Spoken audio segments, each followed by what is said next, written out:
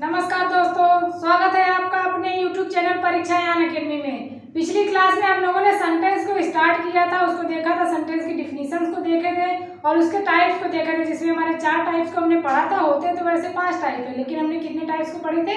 4 types को पढ़ा था। कौन कौन से? असर्टिव, इंट्रोगेटिव, इंपरेटिव और एक्सक्लेमेटरी। ये चारों टाइप्स को हमने कल कंप्लीट कर लिया था।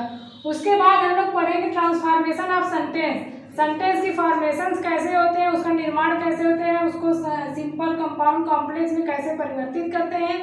आज इन सबको हम लोग पढ़ेंगे। तो चलिए देखते हैं सेंटेंस में जितने टाइप फॉर्मेशन ऑफ सेंटेंस कितने प्रकार से होते हैं। तो चलिए देखते हैं। जैसे दिया गया ट्रांसफॉर्मेशन ऑफ सेंटेंस।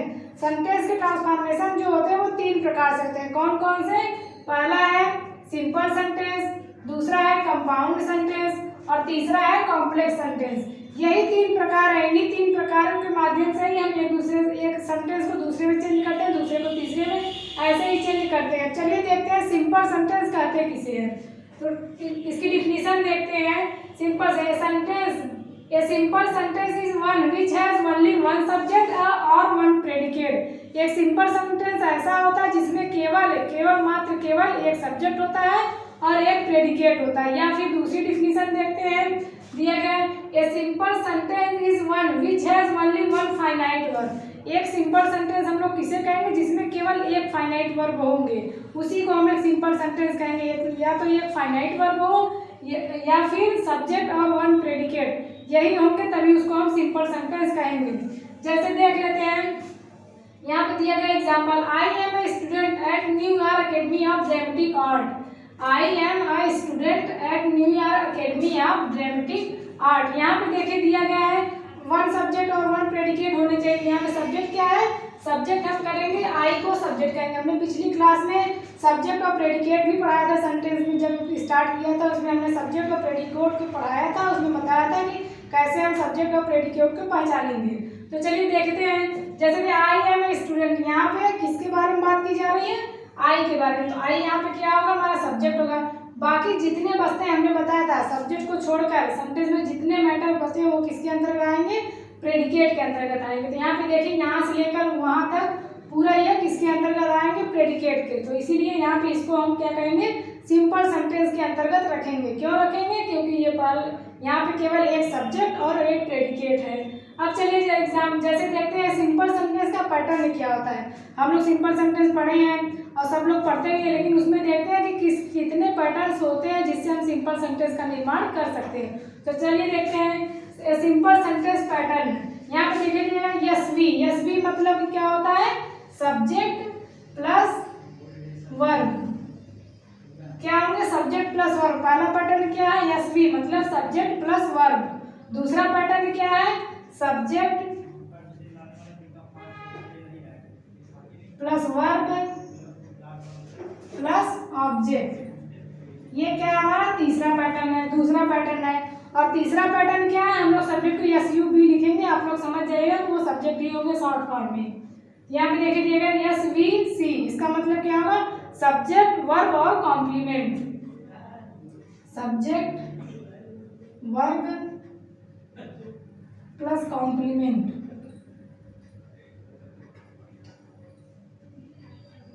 ये तीसरा पैटर्न हो गया सेंटेंस का। अगला पैटर्न देखते हैं, A S V I O D O. यहाँ पे देखते हैं इसका पैटर्न कैसे होगा। इसमें क्या क्या है?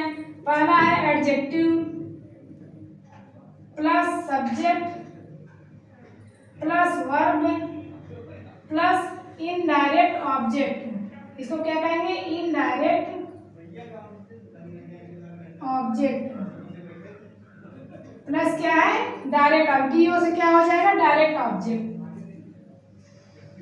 Direct object. ये हमारा चौथा पैटर्न हो गया। एडजेक्टिव रहेगा S V I O D ओ। इसका मतलब क्या होगा? Adjective plus subject plus verb plus indirect object और प्लस डायरेक्ट ऑब्जेक्ट। अब अगला देखते हैं पैटर्न दिया गया है, सब S V I O D ओ। इसका पैटर्न क्या होगा? यहाँ पे देखिए, यस से क्या होगा? हमारा सब्जेक्ट होगा। उसके बाद वर्ब, वी से क्या होता है? वर्ब होता है, हमने ऊपर से ही पढ़े आ रहे हैं। उसके बाद आई ओ से क्या होगा? आई ओ से ऊपर हमने लिखा हुआ, आई ओ से indirect object plus D O से क्या होगा? Direct object. Direct object. यही हमारे 5 पैटर्न है जो सेंटेंस के सिंपल सेंटेंस के पैटर्न होते हैं। कौन कौन से होते हैं? पहला पैटर्न है सब्जेक्ट प्लस वर्ब, दूसरा पैटर्न है सब्जेक्ट वर्ब प्लस ऑब्जेक्ट, तीसरा पैटर्न है subject plus verb plus complement, चौथा है adjective plus subject plus verb plus indirect object plus direct object, और पांचवा क्या है? Subject plus verb plus indirect object plus direct object. यही 5 फॉर्म होते हैं, इनसे हम लोग सिंपल सेंटेंस के पैटर्न का फॉलो करते हैं या फिर उसका निर्माण करते हैं। अब चलिए देखते हैं उसके बाद दिया गया है कंपाउंड सेंटेंस, जो कि हमारी दूसरी टाइप है ट्रांसफॉर्मेशन की। तो देख लेते हैं दूसरा टाइप क्या है, कंपाउंड सेंटेंस। इसकी डिफिनीशन क्या है? ए compound sentence is one that has 2 or more independent clause connecting by a coordinating conjunction। ऐसे दो सेंटेंस जो इंडिपेंडेंट हो, जो एक दूसरे पर निर्भर ना हो, बल्कि स्वतंत्र रूप से दो वाक्य दिए गए हो, वो किससे कनेक्ट हो? वो दो इंडिपेंडेंट क्लास होंगे और कनेक्ट किससे होंगे? वो कोऑर्डिनेटिंग कंजंक्शन से कनेक्ट होंगे, तो जाके हमारा किसका निर्माण होगा? कंपाउंड सेंटेंस का। और हमने कंजंक्शन टॉपिक्स में कोऑर्डिनेटिव और सबऑर्डिनेटिव कंजंक्शन को पढ़ाया भी था। उसमें कोऑर्डिनेटिव कंजंक्शन के अंतर्गत कौन कौन से शब्द आते हैं हमने बताया भी था। आप लोग पिछली क्लास भी देख लीजिए, और इसमें भी हमने एग्जाम्पल दिए हैं, इसको भी देख लेते हैं। कंपाउंड कंजंक्शन, कोऑर्डिनेटिव कंजंक्शन के अंतर्गत कौन कौन से शब्द आते हैं। कोऑर्डिनेटिव कंजंक्शन जिस भी वाक्य में मिल जाएगा वो कौन सा सेंटेंस होगा? वो कंपाउंड सेंटेंस के अंतर्गत आएगा। चलिए देख लेते हैं कोऑर्डिनेटिव कंजंक्शन होते कौन कौन से। कोऑर्डिनेटिव कंजंक्शन जैसे दिया गया है and, but, for, or, nor, also, either or, neither not, still, yet, so, once, therefore, as well as, and, so. ये सारे ऐसे भी हमने बहुत सारे वो शब्द को बताया था जो कोऑर्डिनेटिव कंजंक्शन के अंतर्गत आते हैं। तो यहाँ पे देख लीजिए, यही सब शब्द जहाँ पे पाए जाएंगे वो किसके अंतर्गत आएंगे? कंपाउंड सेंटेंस के अंतर्गत आएंगे। अब चलिए एग्जाम्पल देख लेते हैं। जैसे एग्जाम्पल देंगे, nobody can do it but you. ये कार्य कोई नहीं कर सकता लेकिन तुम कर सकते हो। तो यहाँ पे बट किसका कार्य कर रहा है? कोऑर्डिनेटिव कंजंक्शन का कार्य कर रहा है। बट किसका कार्य कर रहा है? कोऑर्डिनेटिव कंजंक्शन का। तो यहाँ पे बट क्या होगा? बट की वजह से हम इसको कौन सा सेंटेंस कहेंगे? इसको कहेंगे कंपाउंड सेंटेंस। क्यों कहेंगे? क्योंकि यहाँ पे कोऑर्डिनेटिव कंजंक्शन का प्रयोग हुआ है, कंपाउंड सेंटेंस। अब चलिए इसके बाद हम लोग देखते हैं इससे संबंधित, कंपाउंड सेंटेंस से संबंधित कुछ रूल्स है, उसको भी देख लेते हैं। चलिए अब देखते हैं rules of compound sentence. Compound sentence के कैसे रूल्स होते हैं, उसको कैसे हम पहचानेंगे कि कंपाउंड सेंटेंस है, उसको देख लेते हैं। जैसे दिया गया है, ए compound sentence should have at least 2 independent class. एक कंपाउंड सेंटेंस कैसा होता है? उसके पास अवश्य ही 2 इंडिपेंडेंट क्लास, मतलब स्वतंत्र क्लास अवश्य होने चाहिए, तभी उसको हम इंडिपेंडेंट क्लास या कंपाउंड सेंटेंस कहेंगे। अगला है, use A comma before the coordinative conjunction. जब हम कंपाउंड सेंटेंस का निर्माण करेंगे तो वहाँ पे जो कोऑर्डिनेटिव कंजंक्शन यूज करेंगे तो उसके पहले हमें क्या यूज करना है? Use comma before the coordinative conjunction. जो कंजंक्शन यूज करेंगे उसके पहले हमें कॉमा का यूज करना होता है।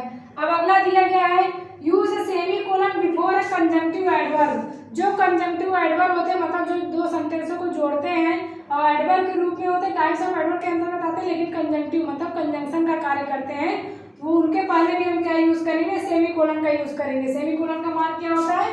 सेमीकोलन का मार्क ये होगा, इसको हम लोग कब यूज करेंगे? जब कंजंक्टिव एडवर्ब का प्रयोग करेंगे दो सेंटेंस को जोड़ने के लिए या कंपाउंड सेंटेंस को बनाने के लिए, तब वहाँ पे हमें सेमीकोलन का प्रयोग करना होगा। अगला देखते हैं, you can also form compound sentence without a coordinating conjunction or conjunctive adverb by using semicolon to separate the independent clause. आप कंपाउंड सेंटेंस का निर्माण कर सकते हैं बिना कोऑर्डिनेटिंग कंजंक्शन का यूज किए या फिर बिना कंजंक्टिव एडवर्ब का यूज किए भी कंपाउंड सेंटेंस का निर्माण किया जा सकता है। कैसे किया जा सकता है? तो using semicolon to separate 2 independent clause. Semicolon का प्रयोग करके 2 इंडिपेंडेंट क्लास को अलग कर दें। 2 इंडिपेंडेंट क्लास को अलग करते हैं तो वो वहाँ पे क्या होगा? इसका प्रयोग सेमीकोलन का कहाँ करेंगे? जहाँ 2 इंडिपेंडेंट क्लास जुड़ते हैं तो हमारे किसके अंतर्गत आ जाएगा? वो हो जाएगा कंपाउंड सेंटेंस के अंतर्गत। अब चलिए देखते हैं टाइप्स ऑफ सेंटेंस। जो तीसरे टाइप्स है जिसको ट्रांसफॉर्मेशन के अंतर्गत तीसरी हमारी टाइप्स है, क्या है? Complex sentence. तो उसको देखते हैं हम लोग पहचाने के कैसे कि कॉम्प्लेक्स सेंटेंस है कौन सा। चलिए देखते हैं, a complex sentence is one which consist of at least a minimum of one dependent clause and one combined clause या इंडिपेंडेंट क्लॉज। तो क्या होगा, ऐसा सेंटेंस जिसको हम लोग यूज करेंगे मिनिमम वन क्लॉज होगा, क्या होगा, डिपेंडेंट क्लॉज होगा जो एक दूसरे वाक्य पे डिपेंड होगा। एंड वन कंबाइंड क्लॉज, एक कंबाइंड क्लॉज होंगे combined by A subordinating conjunction, जो किसके द्वारा जुड़े होंगे, सबऑर्डिनेटिंग कंजंक्शन के द्वारा जुड़े होंगे। यहाँ पे इंडिपेंडेंट क्लॉज होंगे, फिर उसके बाद add by add to a dependent clause, independent clause.